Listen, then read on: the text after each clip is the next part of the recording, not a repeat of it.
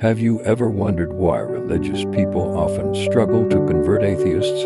Why no matter how many sermons are preached, how many debates are held, or how many Bible verses are quoted, the atheist still walks away unconvinced today? We're going to explore the real reason behind this divide. Religion and atheism are built onto very different foundations. For a religious person, faith is the center of their life. They believe in God, the unseen, and the spiritual. Their worldview begins with belief. But for an atheist, the starting point is not faith, but reason, evidence, and what can be proven. They often see belief in God as something that must first be demonstrated before it can be accepted. This creates a huge gap in communication.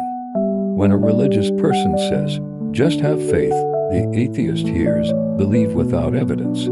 And that doesn't work for someone whose worldview demands proof before belief. In the same way, when an atheist says, "Show me scientific evidence for God," many religious people feel offended because their belief isn't built on science, it's built on trust, on spiritual experience, on something beyond the physical. So here's the real reason why religious people can't convert atheists. They are speaking to different languages. One speaks the language of faith, the other the language of reason. Neither side is wrong for holding onto their worldview, but the tools they use to persuade are mismatched. Faith arguments don't convince reason-based thinkers, and reason-based arguments don't satisfy those who rely on faith. Does this mean dialogue is useless?